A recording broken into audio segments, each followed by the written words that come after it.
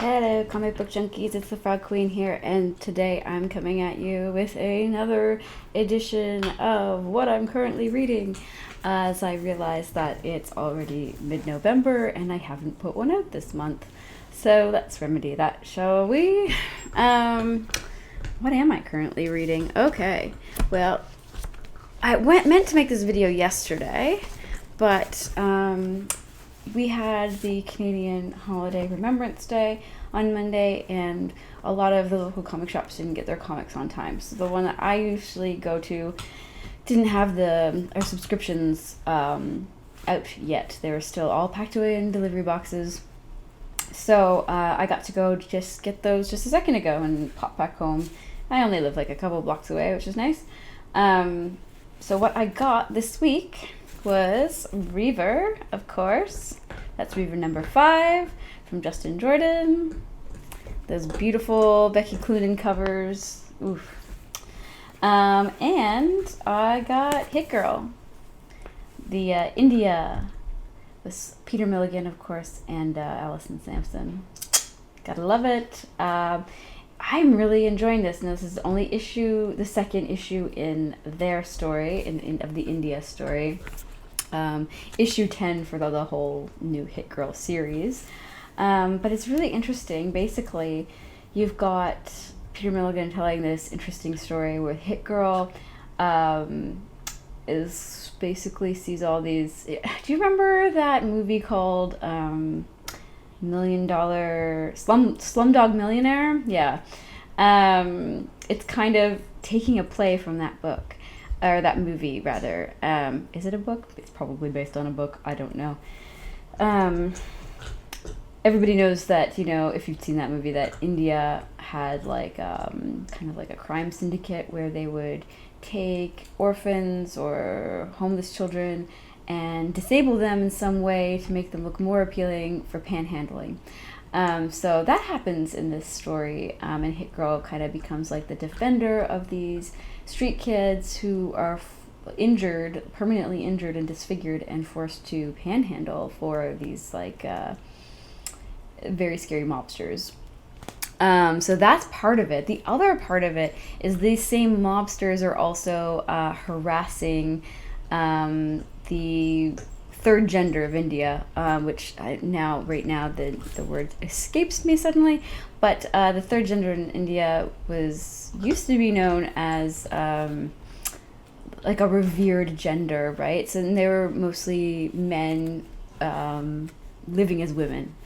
But they don't call it transsexual or anything like that there, or transitioning. There's actually a recognized third gender instead. Anyways, they're being forced to prostitute themselves, and this is actually based on some actual real current events and things and problems in India right now. But they're being forced by these mobsters to prostitute themselves and pay the mobsters their earnings. So anyways, it's really interesting. So Hit Girl is kind of going to come save the day, but there's a lot of interesting politics in it. So I really like that Peter Milligan did talk about the third gender of India, because it's not something you're gonna really see in a comic, So I thought that was great. So that's part 2 of 4 for Hit Girl India. So that's what I picked up this week. It was just 2 titles. Last week I picked up a couple things. Oh, did I grab them all? Maybe I showed this, maybe I didn't already. Hellblazer 1. Maybe I already... Did I pick this up a couple weeks ago? I don't remember. Oh, that's terrible of me. I should remember. I think this was the week before. So last week, I think. I got Hellblazer number 1, which I read, and I don't really know how to feel about it right yet. At first, I really didn't like what was going on. But basically, from spoiler alert, from what I gather if I'm reading this, is that Simon Spurrier, the writer, was trying to bring John Constantine, the old John Constantine, into modern day. So he's actually kind of been flung into the future, into London 2019. But he's also dealing with that character who I believe is in from the books of magic, and currently haunting the Sandman universe. What's his name? Timothy. Oh my God, why is it? This is gonna bug me. Excuse me a moment. Timothy Hunter. So I think he was a character that was invented back in 1990, and he's resurfaced in the Sandman universe. So as I understand it, what's happening right now is that John Constantine is going to be popping over into the other Sandman universe titles, the Books of Magic. So yes, it says on the back here, Books of Magic number 14, Constantine's going to be over there dealing with Tim Hunter. And then I guess they're just going to carry on with Hellblazer after that. I'm very confused about what this is versus what they're explaining in the back of this. Because they're saying this is going to be a Hellblazer number 1, John Constantine, comma, Hellblazer. Whereas this one's just Sandman Universe presents Hellblazer. So is there 2 Hellblazer titles? And this is very, very confusing. And I mean, this is also because, of course, you'll notice DC Black Label. So, Vertigo finally officially ending it there. And we knew that was coming. We just didn't know when. My, I have a messy background. I do apologize. I was just getting my tea ready, and my desk is always like this. I've got a pile of World of Warcraft here because I started playing Classic WoW again, and this isn't the Classic WoW. These are the expansions for from 2010. But I'm playing like old Classic WoW with some friends, and probably just gonna start streaming on Twitch like that too. Eventually, maybe I'll do that after I finish this video. Anyway.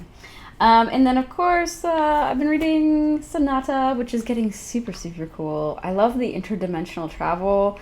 I love this kind of whole Stargate bit where, you can pop in one gate and pop out in another place on the planet or maybe another world, all this kinds of stuff.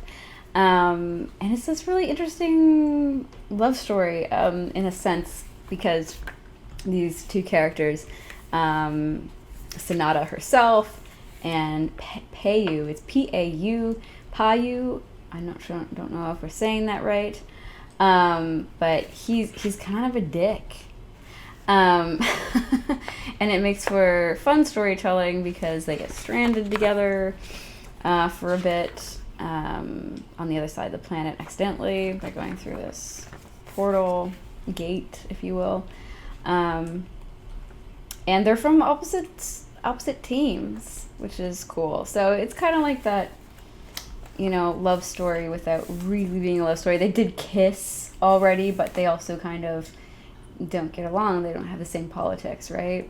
I mean, Payu is from, they're basically intergalactic colonists or colonialists, and they just go and take over planets and colonize them for their own uses and basically just shove the natives out. And the natives that they believe, of course, erroneously believe that they're, primitive or whatever. And they're not. So anyways, it's kind of like a Pocahontas story in a way. But much better than that. Much better than Avatar as well. So yeah, definitely check it out. It's on issue 6. I've been enjoying it. It is an ongoing as well. Both Revert and Sonata are ongoing stories. Yakety yak yak yak. I'm just gonna set that there. What else have we got? Guess what I found at my local comic book shop? I found the double editions of Preacher. I've never read Preacher. It's one, I love Garth Ennis, but I haven't read everything he's done. But I have a very special place in my heart for Garth Ennis and Steve Dillon working together, of course, because of Hellblazer. I've never read. Thank you, Teddy. Thank you. I've never read Preacher. But I've always wanted to. So I found these. They're $15 a piece. These are the double editions, so it's 2 volumes in one. which Vertigo / DC, I guess, yeah. Even though this was still out on a Vertigo title, the reprint here. But DC's been doing all these very lovely, larger trades, and I'm a big fan. So I actually got the first 3. That's all they had, but they're used, but look like they're like in perfect condition. And I got them for $15 a piece, so I thought that was a pretty good deal. I think they retail not too bad. They retail for about $25, which is actually a really decent price for such a large trade. So that 25 Canadian, I know. And then I don't know if I've showed you this one already, I might have, but I came across a used copy of Messiah Complex, and it got me feeling kind of nostalgic. And because I've been, kind of slowly going back over my old Claremont books, I have a special place for Messiah Complex in this time in X-Men, because this is pretty much some of the last story arcs that I read before I quit reading X-Men, before things got a little too obnoxious for me and I had to leave them alone, because I was reading every single X-Men title for such a long time, and right around here, I think it's shortly after this, maybe it's after the Hope stuff and the Phoenix stuff again, that's when I think I called it quits. So anyways, it's been fun just kind of revisiting Messiah Complex. And I mean, I love these Marvel collections, the hardcovers. Like, they're so nice. I don't know, they're just big, and they have like, nice covers, and like, yeah, they just put them together, and they feel like quality. They're really nice bound. I don't know. I think I paid $15 for that, maybe $12-15. So it was a good deal for me. I was pretty happy. Those are my deals for the last couple weeks. Other than that, I haven't been reading too much in the way of digital comics, because I've been doing so much reading a lot of paper stuff lately. I've been buying a lot of comics lately, but a couple things that are coming out that I'm excited for. I don't think it's out yet. I could be wrong. But Kurt Pyre's Olympia from Image Comics, and Philadelphia, that's Jason Sean Alexander. That one looks good. I think that one's actually out next week.